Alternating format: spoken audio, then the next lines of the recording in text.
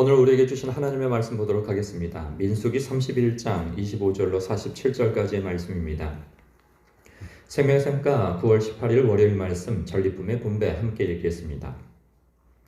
여호와께서 모세에게 말씀하여 이르시되 너는 제사장 엘르아살과 회중의 수령들과 더불어 이 사로잡은 사람들과 짐승들을 계수하고 그 얻은 물건을 반분하여 그 절반은 전쟁에 나갔던 군인들에게 주고 절반은 회중에게 주고 전쟁에 나갔던 군인들은 사람이나 소나 낙이나 양떼의 500분의 1을 여호와께 드릴지니라. 곧 이를 그들의 절반에서 가져다가 여호와의 거제로 제사장 엘르아살에게 주고 또 이스라엘 자손이 받은 절반에서는 사람이나 소나 낙이나 양떼나 각종 짐승 50분의 1을 가져다가 여호와의 성막을 맡은 레위인에게 주라.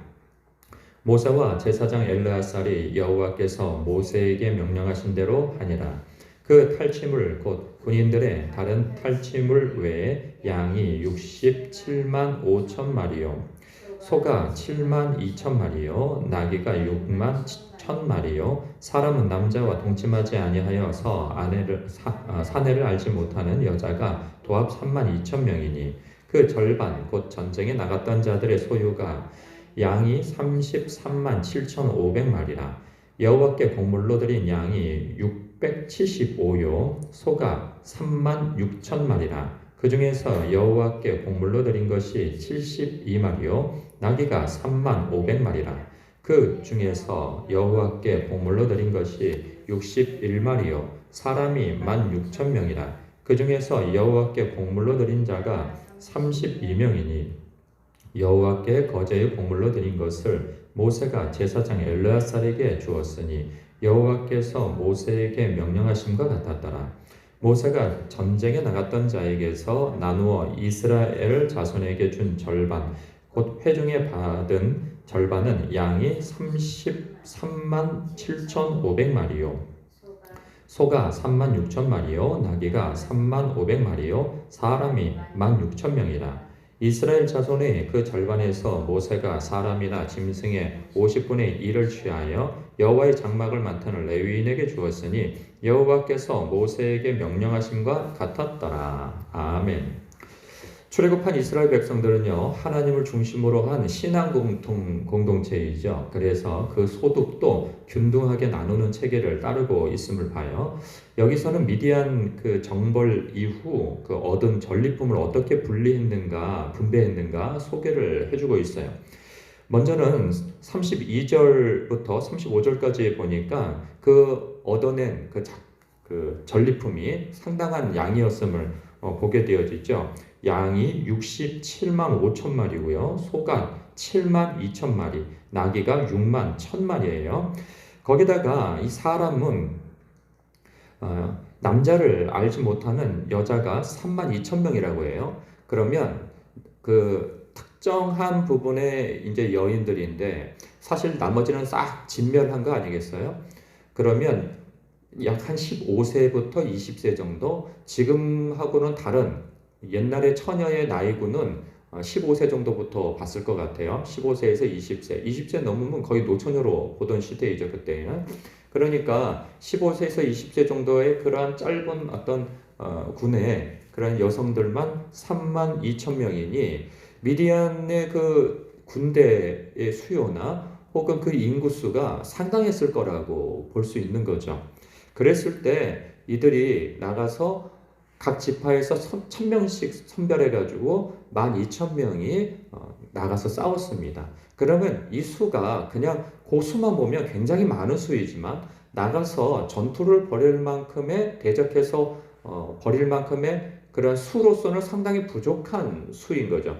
전체가 60만 대군이지 않았어요? 그런데 그 60만 대군에서 아주 극한 아주 소수만 가려서 12,000명만 나갔을 때 이 싸움은 너희들의 능력과 힘으로 싸우는 싸움이 아니다 하는 것을 하나님께서 보이신 싸움이라고 보여져요. 그렇다고 했을 때 큰 승리를 거두고 돌아왔을 때 자기들이 이 싸움에서 나아가서 싸웠기 때문에 우리들이 잘 싸워서 그렇게 됐다라고만 볼 수 없는 거죠.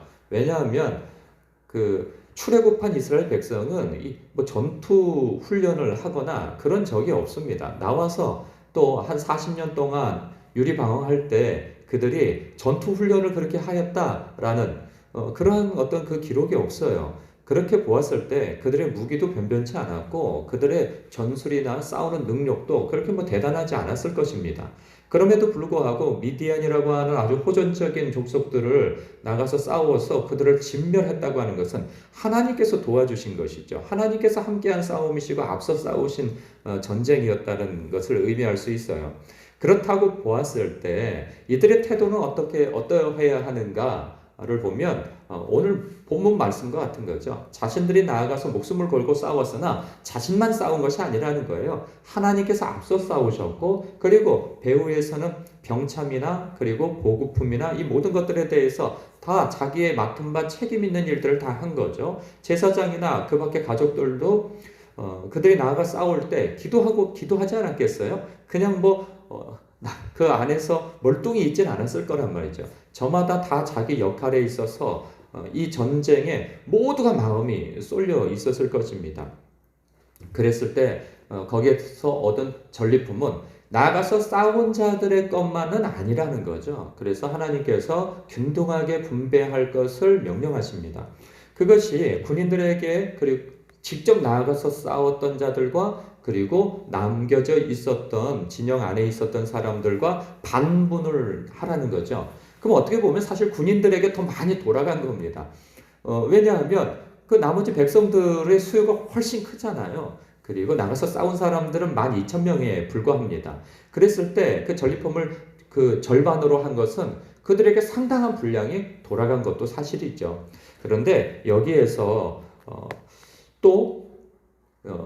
누구에게까지 그 전리품이 돌아가냐 하면 사람들에게 1차적으로 돌아가고 그리고 그것을 또 군인들에게 배당되어진 것의 500분의 1을 하나님께 곡물로 바치라는 거죠. 그것은 곧 제사장에게 돌아갈 그 분배물이 되어집니다. 그것이 36절에서 41절까지의 내용이에요.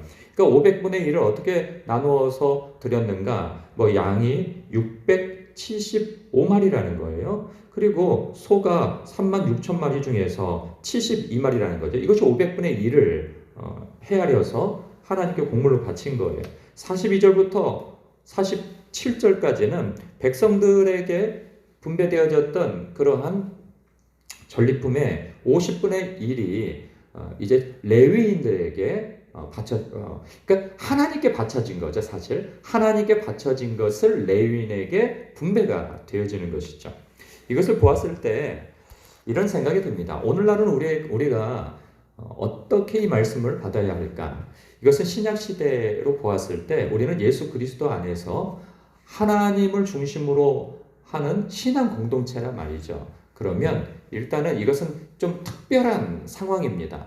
그러니까는 이제 이 도시 국가를 형성해서 정착해서 이제 거기에서 얻는 소득을 11조로 바치고 서로 나누고 이런 문제가 아니고 이때는 광야 생활 가운데에서 공동체 생활을 하며 어떤 나아가서 특정한 대상과 싸워서 승리해서 얻은 노획물이란 말이에요. 이것을 분배하는 건데 오늘날 같은 경우에서는 이것을 일반적으로 사용하기에는 묵상하기에는 좀 무리가 있고 예를 들자면 교회 공동체 안에서 우리 공동체에서 이런 일이 있는 거죠.